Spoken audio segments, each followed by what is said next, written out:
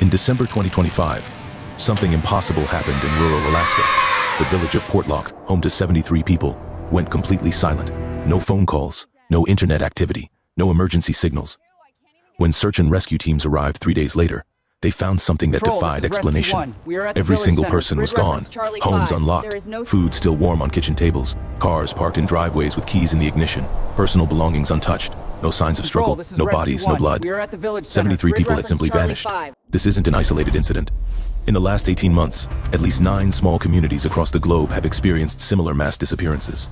Villages in Siberia, remote islands in Indonesia, mountain towns in the Andes, all following the same pattern, people vanishing without a trace, leaving everything behind, as if they walked away from their lives in the middle of ordinary moments and never came back. Authorities are baffled, families are desperate, and investigators are uncovering patterns that suggest something far stranger than kidnapping, natural disaster, or mass migration.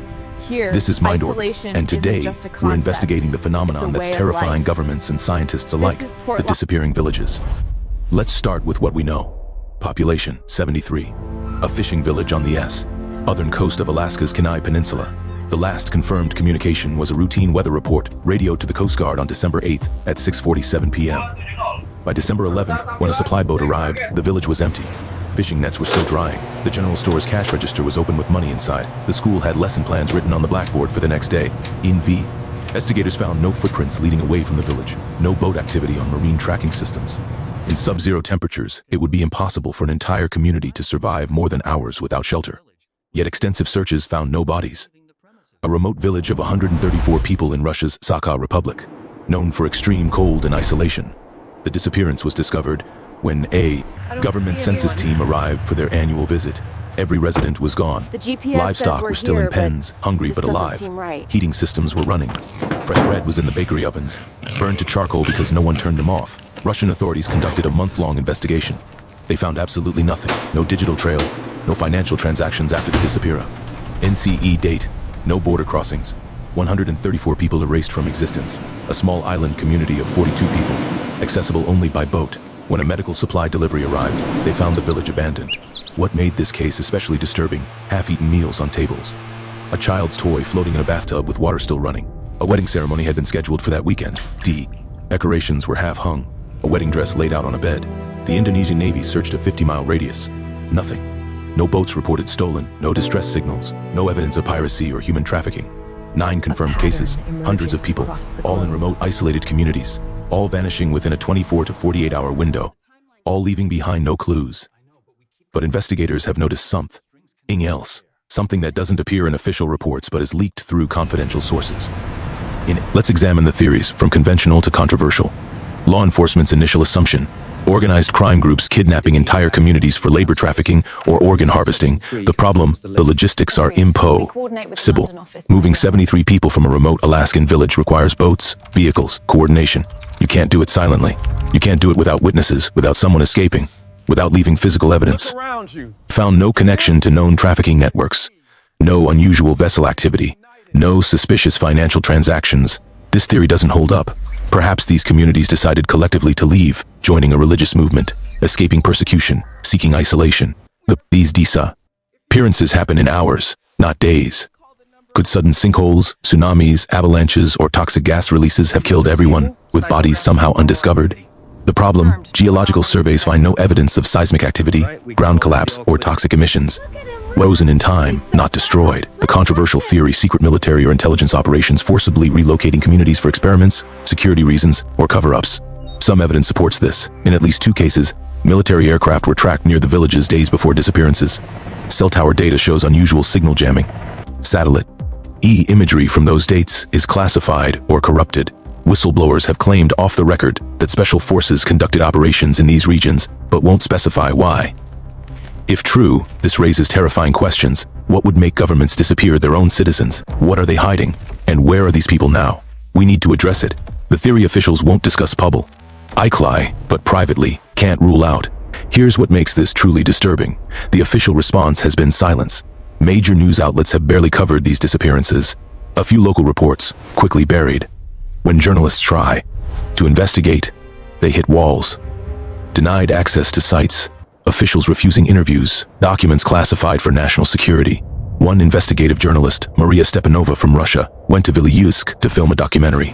She posted updates for 3 days, then her social media went dark. She hasn't been heard from since October 2025. Her disappearance is officially labeled missing pers. On, presumed lost in wilderness. Her family believes otherwise. Relatives of the disappeared have formed online communities, sharing information authorities won't release. They've discovered connections. All 9 villages were in areas with unusual geological features, magnetic anomalies, underground water systems, proximity to fault lines.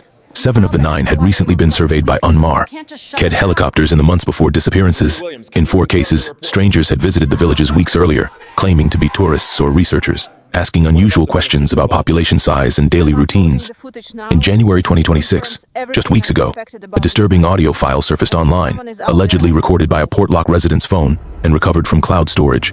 The disturbing part, that frequency is artificial.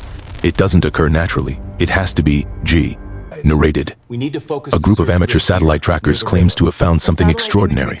Using publicly available satellite imagery, they've identified what they call temporal anomalies, brief periods where satellite feeds showed distortions over these villages at the exact time of disappearances. Not clouds, not equipment malfunction, systematic visual disruptions lasting 4 to 6 hours, always centered on the disappearance location.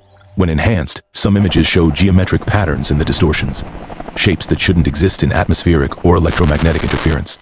NASA has declined to comment.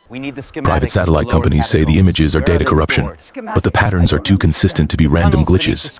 Something interfered with satellite surveillance during these events, and whatever it was had a structure, a design. In December 2025, a leaked memo from the U.S. Department of Defense referenced Category 5 population events and advised military commanders to prepare protocols for non-standard evacuation scenarios. The memo was quickly scrubbed from internal systems, but not before it was copied and shared by a whistleblower. Category 5 is a CLA, classification that officially doesn't exist. But the memo's existence confirms that at the highest levels, governments know something they're not telling the public. Let's be clear, we don't have answers. We have patterns, anomalies, and questions that no one in authority will address directly. But here's what we can say with certainty. Hundreds of people have vanished. These aren't conspiracy theories or internet hoaxes. These are documented cases with families searching for missing loved ones, investigators unable to explain what they found, and communities living in fear that they might be next. Remote locations, sudden disappearances, no physical evidence, electronic interference, strange phenomena reported beforehand. This isn't random, whether it's human-caused or something else. There's intent behind these events. Someone, or something, is selecting these communities deliberately. The level of official secrecy is extraordinary. Media suppression, classified evidence, whistleblowers disappearing. If these were conventional crimes or natural disasters, there'd be transparency, public warnings, coordinated response. Instead, silence, denial, misdirection. That tells us authorities know more than they're admitting, and whatever they know, they've decided the public can't handle it. The common thread in every case: isolation, small populations, communities easy to cordon off, easy to make disappear without broad public notice. But the criteria aren't strictly geographic.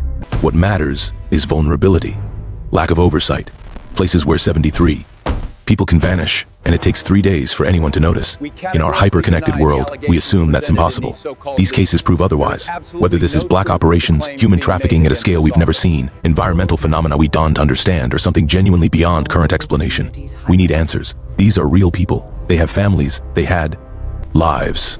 And they deserve more than bureaucratic silence and media blackouts. The disappearing villages aren't going away.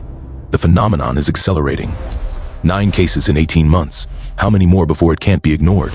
The truth about the disappearing villages remains hidden, locked in classified documents, buried under official denials, protected by layers of secrecy that suggest answer exist, but someone has decided we can't know them. In Portlock, Alaska, homes sit empty. In Vilyuysk, Siberia, snow drifts through open doorways. On Pulau, Tengah, wedding decorations still hang, waiting for a ceremony that will never happen. And somewhere, in government facilities, in private databases, in the memories of those who know what really happened, the truth exists. Until that truth emerges, we're left with questions. Where did they go? Why were they taken? Who, or what, has the capability to make hundreds of people vanish without leaving a single trace?